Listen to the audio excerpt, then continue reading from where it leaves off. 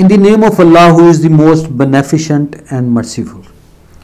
Students, आज जो हम आर्टिकल डिस्कस करने जा रहे हैं स्टूडेंट्स चैप्टर नंबर 13 का part 2 physics Kirchhoff's rules. Students, सबसे पहले तो मैं यहाँ पे ये बताऊंगा कि किरचॉफ रूल्स की ज़रूरत क्यों पेश आई।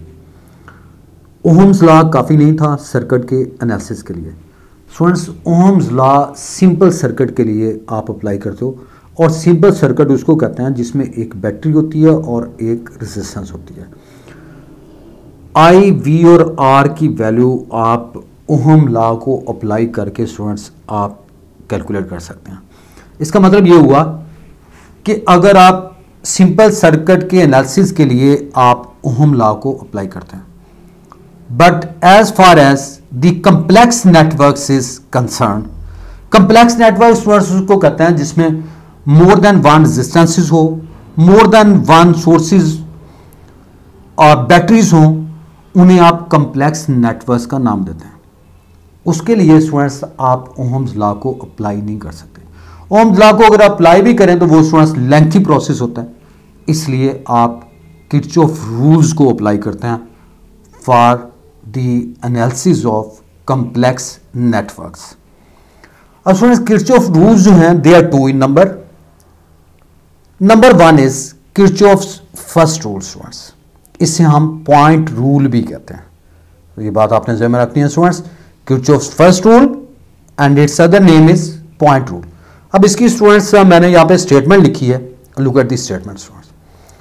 It states that the sum of all the currents meeting at a point in a circuit is zero.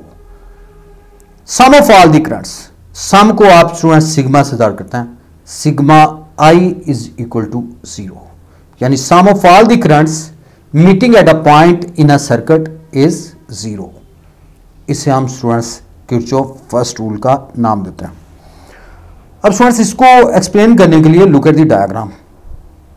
ये हमारे पास स्टूडेंट्स डायग्राम है जिसमें आप देख रहे हैं we have the four resistances are there, R1, R2, R3 and R4। और इसमें स्टूडेंट्स जो करंट फ्लो कर रहे हैं, अब देख रहे हैं R1 में जो करंट फ्लो कर रहा है that is I1 and it is moving towards the meeting point, I mean point A. इसी तरह I2 जो है that is moving across R2 and it is moving towards the meeting point A. And similarly जो current R4 में से flow कर रहा है that is I4 and it is moving away from it. And similarly the current I3 that is also moving away from that meeting point and it is passing through R3। तो students आपने देखा R1, R2, R3 और R4 ये complex network है students, और इसमें जो currents यहाँ पे मैंने शो किए हैं I1 R1 से पास कर रहा है, I2 R2 से पास कर रहा है, I3 R3 से और I4 R4 से पास कर रहा है। तो इनमें टू करंट्स ऐसे हैं they are moving towards the meeting point, I mean A की तरफ मूव कर रहे हैं जैसे I1 और I2, एंड टू करंट्स ऐसे हैं I3 and I4 they are moving away from it. I3 और I4 आप देख रहे हैं they are moving away from it. अब स्टूडेंट्स किरचॉफ फर्स्ट रूल को हम यहाँ पे अप्लाई करेंगे, तो स्टूडेंट्स साइन कन्वेंशन के अकॉर्डिंगली ये बात आपने ज़हन में रखनी है, the current they are moving towards the meeting point they are taken positive, उनको हम पॉजिटिव कंसीडर करेंगे, and the currents they are moving away from that meeting point they are taken negative. तो इसी को आप यहां पे अप्लाई यूं कर सकते हैं, I1 प्लस I2। अब देखिए I1 और I2 जो है ये टूवर्ड्स मूव कर रहे हैं, तो इसलिए दे आर टेकन पॉजिटिव। I1 भी पॉजिटिव लेंगे और I2 की वैल्यू भी आप पॉजिटिव ही यहां पर लेंगे, प्लस I3 में अगर आप देखें तो I3 जो है that current is moving away from it, तो ये इससे अवे मूव कर रहा है, तो ये देख रहे हैं I3 that is moving away from it and it is taken negative, तो ये माइनस I3 होगा, plus similarly I4 that is the current that is moving away from that meeting point and it is taken negative, minus I4 and it is equal to zero, ये zero के बराबर। अब सुनो यहाँ पे आपने देखा I1 plus I2 plus minus I3 plus minus I4 is equal to zero के बराबर।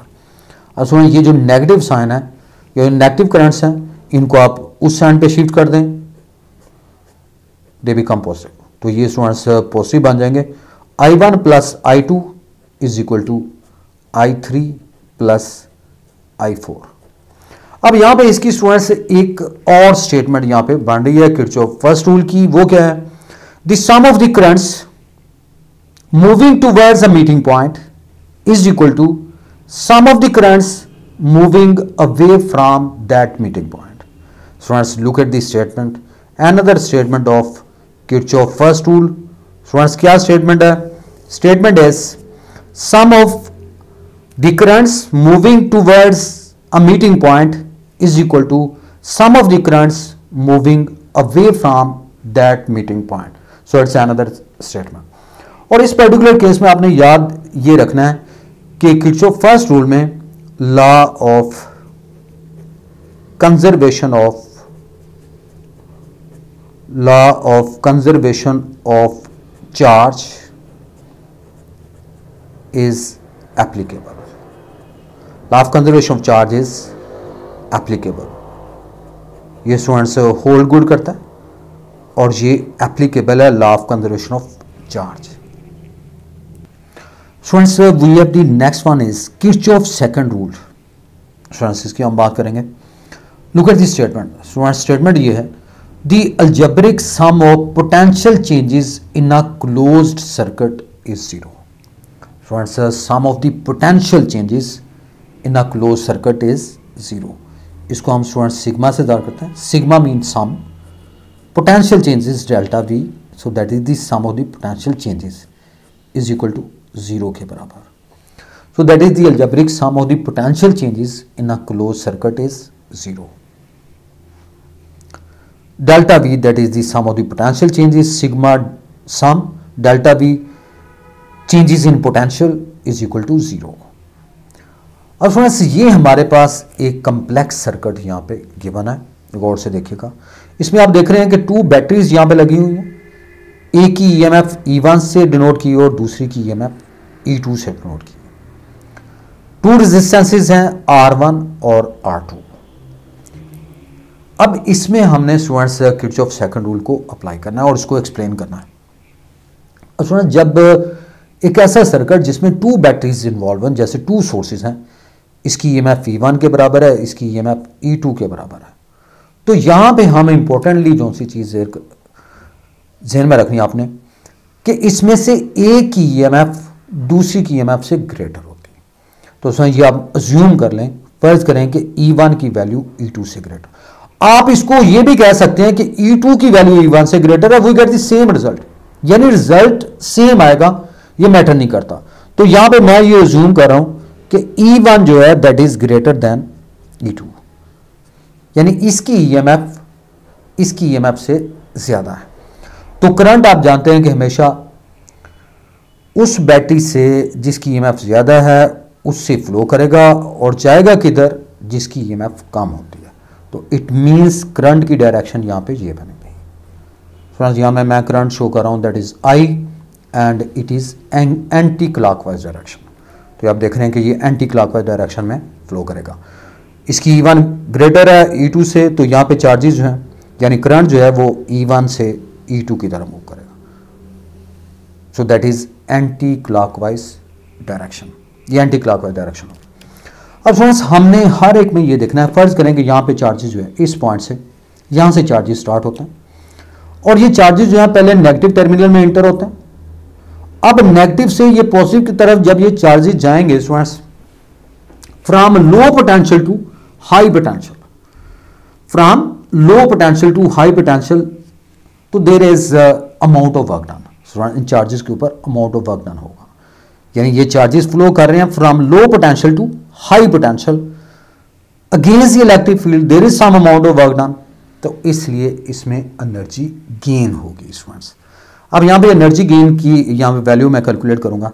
तो ये हम रिलेशन हम ऑलरेडी पढ़ चुके हैं कि V बराबर होता है amount of work done per unit charge, यानी पोटेंशियल डिफरेंस को हमने देखा था amount of work done per unit charge. तो यहां से मैं ये कहता हूं कि टोटल चार्जेस जो है फर्ज करेंगे डेल्टा क्यू है, तो यहां से W किसके बराबर हो गया, V इंटू क्यू के। सो that is the potential difference. और यहां पे फर्ज करें कि टोटल चार्जेस जो हैं इसकी वैल्यू डेल्टा क्यू के बराबर है, तो V इंटू डेल्टा क्यू के इक्वल होगी। और V किसके बराबर है इस पर्टिकुलर केस में, जब बैटरी EMF जिसकी EMF E1 के बराबर है, तो इसकी इस बैटरी के अकॉर्डिंगली जो अब देखिए एनर्जी और वर्क स्टूडेंट्स सेम होता है। तो पहले केस में क्योंकि charges low potential to high potential की तरफ जा रहे हैं तो लाजिमत है there is some amount of work done, और इस केस में एनर्जी गेन होगी।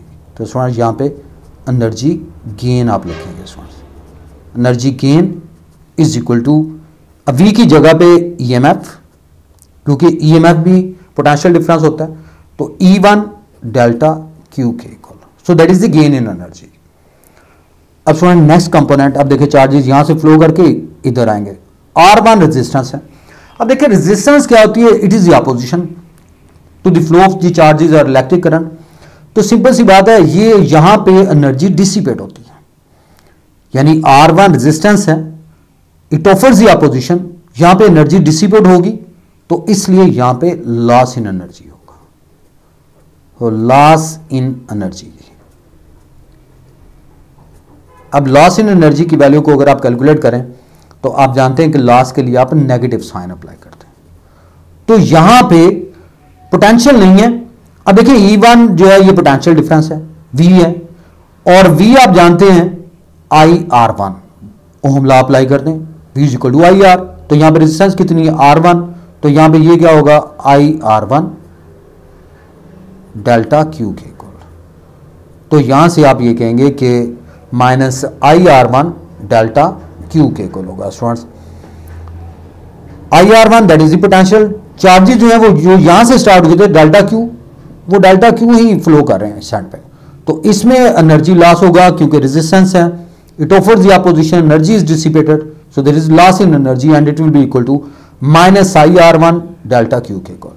अब स्टूडेंट नेक्स्ट जो ये हमारे पास रेजिस्टेंस के लिए मैंने यहाँ पे लॉस इन एनर्जी या एनर्जी लॉस की वैल्यू को यहां पे कैलकुलेट किया। अब इसके बाद ये चार्जेस जो है वो यहां पे आ जाते हैं इस बैटरी में जिसकी EMF E2 के बराबर है। अब यहां पे देखें ये पॉजिटिव टर्मिनल है, ये नेगेटिव टर्मिनल, तो charges high potential to low potential move करते हैं, तो charges delta Q high potential to low potential move कर रहे हैं, तो सिंपल सी बात है there will loss in energy, क्योंकि इस केस में अमाउंट ऑफ वर्क डन नहीं करना पड़ेगा, चार्जेस के ऊपर अमाउंट ऑफ वर्क डन नहीं करना पड़ेगा क्योंकि हाई टू लो मूव कर रहे हैं, so there will be loss in energy, यानी E2 में इस बैटरी में जिसकी EMF E2 के बराबर है स्टूडेंट्स, इसमें लॉस इन एनर्जी होगा, सो लॉस इन एनर्जी या एनर्जी लॉस भी आप कह सकते हैं, and it will be equal to minus E2 delta Q के equal, so minus E2 delta q. अब students we have the last component is there. अब देखें यहां पे चार्जेस, इसके बाद R2 रेजिस्टेंस आ जाती है स्टूडेंट्स, R2 इसमें चार्जेस जो है वो डेल्टा क्यू है जो यहां से स्टार्ट हुए थे, R1 इसमें फ्लो किए, उसके बाद R1 में, देन E2 में, अब R2 में। R2 स्टूडेंट्स रेजिस्टेंस है जैसे मैंने पहले बताया, और रेजिस्टेंस जो है ये क्या होती है, ये अपोजिशन होती है to the flow of the charges और to the flow of current. अब यहां पे रेजिस्टेंस जो है इसमें एनर्जी डिसिपेट होती है, तो जब एनर्जी डिसिपेट होती है तो इसका मतलब ये हुआ कि there will be loss in energy, तो R2 में भी स्टूडेंट्स क्या होगा जी, लॉस इन एनर्जी। अब लॉस इन एनर्जी की वैल्यू को अगर आप कैलकुलेट करें तो यहां पे सेम सिचुएशन में यहां पे जो पोटेंशियल डिफरेंस है, अब देखिए R2 है, पोटेंशियल आपने बनाना है V is equal to IR, और रेजिस्टेंस कितनी है R2, तो यहां पे आएगा जी माइनस IR2 डेल्टा क्यू के equal, so that is the loss in energy in R2, that is minus IR2 delta Q। तो यहां पे law of conservation of energy apply कर दें, law of conservation of energy, law of conservation of energy को यहां पे apply कर दें। So law of conservation of energy को अप्लाई करें तो इन सारों को आप ऐड कर लें, तो first one is E1 delta Q plus second में हमारे पास क्या है minus IR1 delta Q, third में minus E2 delta Q, fourth में minus I R two delta Q and it is equal to 0। यानी जितनी भी एनर्जीज हमने यहां पे कैलकुलेट की है, इनका सम किसके बराबर होता है स्टूडेंट्स? 0 के बराबर। अब यहां पे स्टूडेंट्स डेल्टा क्यू आप कॉमन लेके इसको कैंसिल आउट कर दें, डेल्टा क्यू इज कॉमन, इसको कॉमन लें और इसको कैंसिल आउट कर दें, तो you get E1 minus I R one. देखिए डेल्टा क्यू कॉमन ले गया, कैंसिल हो गया, minus I R one minus C2 minus I R two is equal to 0। ये हमारे पास स्टूडेंट्स लास्ट इक्वेशन आ गई, E1 minus I R one minus E2 minus I R two is equal to 0। तो students ये ज़ाहिर करता है sum of all the potential changes in a close circuit is equal to 0। ये भी potential है, ये भी पोटेंशियल है, ये भी पोटेंशियल है, ये भी। Sum of all the potential changes in a close circuit is equal to 0। तो इस पर्टिकुलर केस में स्टूडेंट किरचॉफ सेकंड रूल में law of conservation of energy is applicable. So students, that's about this. Thank you very much, students.